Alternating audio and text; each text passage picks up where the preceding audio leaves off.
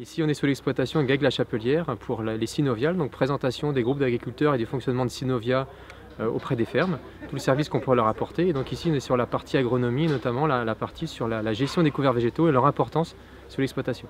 Donc les couverts végétaux, la présentation que je fais ici, c'est important de bien considérer les couverts végétaux parce que si on prend les mauvaises espèces, en fait, on donne un mauvais fourrage pour le sol, une mauvaise nourriture. Et ça peut faire des problématiques d'azote sur les exploitations, notamment au regard des déjections animales. Si on part sur des déjections animales type fumier ou choses comme ça, plus ou moins pailleuses, plus ou moins dégradées, ça peut apporter des éléments qui retardent le fonctionnement des sols.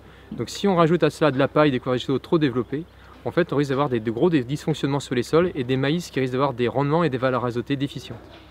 Donc la présentation, en fait, c'était de présenter les bons couverts, les bonnes espèces qui apportent surtout de la matière verte, donc du sucre, de l'énergie rapide pour développer l'activité biologique, de telle sorte que les sols se structurent, fonctionnent bien, qu'il y ait un bon système racinaire et qu'il y ait un bon phasage pour relarguer les éléments minéraux en temps et en heure, pour que le maïs ait une valeur, un rendement donc et une valeur alimentaire intéressante.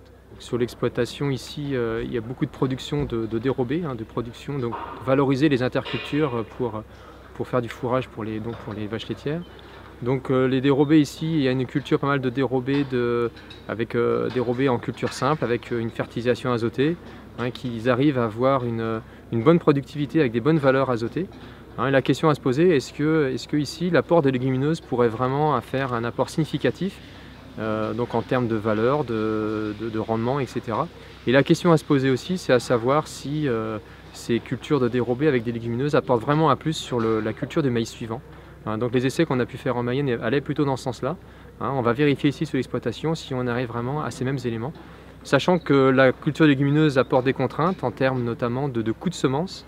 Et puis des fois on investit sur un coût de semence et on n'est pas sûr d'avoir toujours les légumineuses présentes au printemps. Donc la concurrence que peut avoir le RJ avec les légumineuses. Et voilà, et puis tout ce qui se pose aussi la question autour de chantier de récolte, parce que les légumineuses apportent souvent une humidité, et puis c'est un fourrage qui a tendance à tamponner l'acidification lorsqu'on part en ensilage. Donc il y a toute une question de la chaîne de récolte qui est très importante à considérer. Donc c'est tout un ensemble technico-économique qui est à considérer, organisationnel et temps de travail, pour prendre une bonne décision. C'est-à-dire qu'on a un problème de phasage, de la libération de l'azote du fumier pour que le maïs fonctionne bien.